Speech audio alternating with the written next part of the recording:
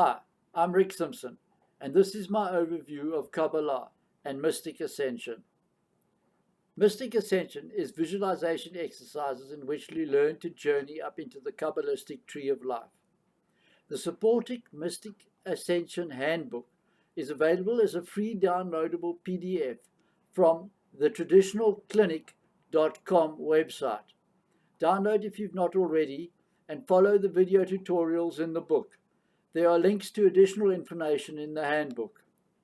Kabbalah is many things. At its best, it is an explanation of the process of a dynamic creation or God, unfolding while experiencing itself grow. The Judaic representation of the tree of life is that of 10 sephirah or spherical dimensions, stacked in 3 pillars over 8 levels with 22 interjoining paths. This representation is also a map of the heavens and the spiritual realms.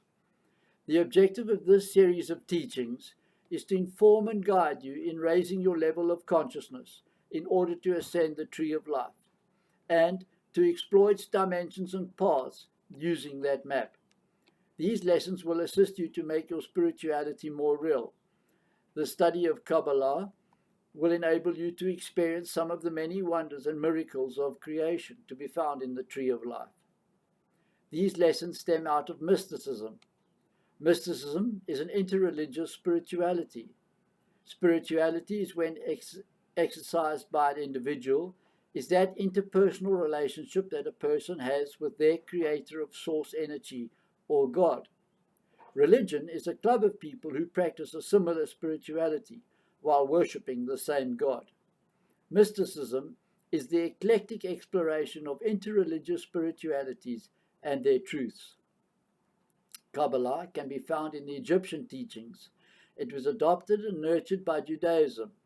Christianity ruthlessly persecuted it, paganism adapted and developed it, and mysticism sought out its truths.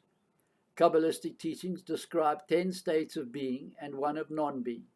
These are called sephirah, or sephirah in the singular. They are emanations of creation or dimensions of existence. There are also 22 states of becoming, one or the other dimension. These are called the paths. Now, through this series of teachings on mystic ascension, we will raise our consciousness through visualization and imagination exercises in order to travel some of these paths and to explore the various sephirah dimensions up in the tree of life. Kabbalah describes the whole of creation and even what existed before creation. Each dimension represents a particular aspect of the relationship between the creative intelligence or God and the created cosmos, of which our universe is the Malkuthic representation of matter manifest into creation. The tree of life is a graphical representation that depicts the descent of spirit into matter. All the sephirah contain all the relevant archetypes of creation, some of which have evolved from the world's folklores, religions, and mythologies. There exists also a negative framework for the dimensions. This clipothic energy is known as the peels, shards, or sparks, and we avoid these. Experiencing the Kabbalistic heavens can be attained through a thought process of imaginative contemplation, meditation, and astral projection, and it is the purpose of this series to provide some primary visualizations in order to help and guide you up around the tree of life. These vision exercises are intended to impart maximum information and benefit with a minimum of confusion. None of the excursions into the tree of life are magically dangerous if we live in love and light, because we are God's love protecting here and God's light directing here. Otherwise, it may not be so good for you to venture up into the tree of life, as evil or parasitic energy is not welcome there. Benevolent or good souls live in love and light and contribute towards creation, while malefic or evil souls take from creation without giving anything back. This is how we define the difference between good and evil. Always be vigilant against malefic entities. When ascending, it is sensible to learn to protect yourself on the astral planes, not because the procedure is perilous, but because there are some peculiar entities around, and these magical practices will make you more sensitive to them. To protect yourself, visualize your auric field extending into a spherical ball of golden light, surrounding all of you. This is your protective sheath. Use it if you feel the need. Let your golden light be ever renewable.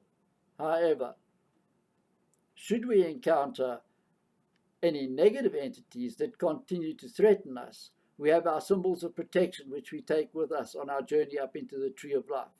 Wielding their power, we are divinely protected if we are God's love protecting there and God's light directing there. For the tree of life is also a tree of light. If you are a Christian mystic, your symbol of protection is the light cross. If you're a Judaic mystic, then your symbol of protection is the light hexagram. If you're a pagan mystic, your symbol of protection is the light pentagram. And if you're a Hindu mystic, your symbol of protection is the swastika. Who will you meet up in the tree of life? The first entity is the expression of God in each sephirah. We call this entity the God form. The second is represented by the mighty archangels, who each preside over a specific dimension and its qualities. Third is the order of angels. Fourth is the souls of heaven, including the gods and goddesses whom we can invoke. In all cases, these are very specific levels of energy personified, in order to make them more easily accessed and identified. Giving anything a title and an imaginative form helps to classify and thus clarify it. Creation is condensing energy. Each sephirah or dimension condenses from the impulse of creation. Then from its archetypal expression, the creative energy spills from the previous dimension into the next, through 4 stages of condensation.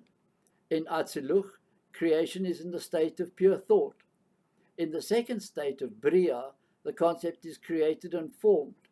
In the third state of creation, which is Yetzirah, the concept grows until it reaches the 4th state of matter, Asai, which is where the concept is manifest into a fully tangible state, and so spirit becomes matter, as above, so below. So if you want to explore creation's cosmos, use the map of the Tree of Life in section 1 of the Mystic Ascension Handbook. You're going to need some direction to find your way around, or up and down, so follow the series and watch all the parts.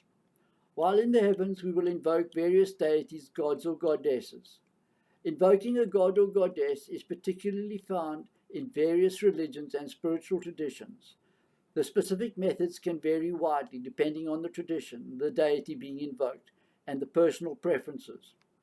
Here is a general guide for invoking a god or goddess, suitable for many mystic, pagan or neo-pagan practices. Steps to invoke the goddess. 1. Preparation and research. Learn about the deity you wish to invoke. Understand their attributes, symbols, mythology, and the appropriate way to honor them. Set your intention. Clearly define why you're invoking this deity. Is it for guidance, protection, wisdom, or another reason? Create a sacred space. Cleanse the area. Physically clean the space where you will conduct the invocation. You may also want to ritually cleanse it with sage, incense, or salt water. Set up an altar. Create an altar dedicated to the deity. Include symbols, images, or statues of the deity, along with offerings such as flour, food, candles, or incense. Grounding and centering. Meditate. Spend a few minutes in meditation to calm your mind and connect with your inner self. Focus on your breath and let it go of any distractions. Grounding. Visualize roots extending from your body into the earth, anchoring you and providing stability. Invocation ritual. Light your candles and incense on your altar and signify the beginning of the ritual. Chant or recite a prayer specific to the deity. You can use traditional hymns or create your own, ensuring it is respectful and heartfelt. For example, say, Great, name of deity, guardian of specific aspect they are known for. I call upon you, hear my prayer and be present with me. Grant me your guidance, protection, or wisdom, etc. I honor you and offer these gifts in gratitude. Present your offering to the deity, placing them on the altar. Offerings can include food, drink, flowers, or herbs, or other items associated with the deity. Communication. Speak from the heart. After the initial prayer, speak to the deity as you would a revered or wise friend. Share your concerns, ask for guidance, or simply express your devotion. Listen. Spend some time in silence, listening for any messages or insights. This can come through thoughts, feelings, or visualizations. Closing the ritual. Thank the deity. Express gratitude to the deity for their presence and any guidance or assistance they have provided. Close the space, blow out the candles and the incense, and take the moment to ground yourself again by rubbing your eyes. Visualize the energy of the space closing and returning to normal. Dispose of the offerings in a respectful manner, such as burying them or placing them in nature, or consuming them if appropriate. Tips for successful invocation. Consistency. Regularly invoking a deity can build a stronger connection. Respect.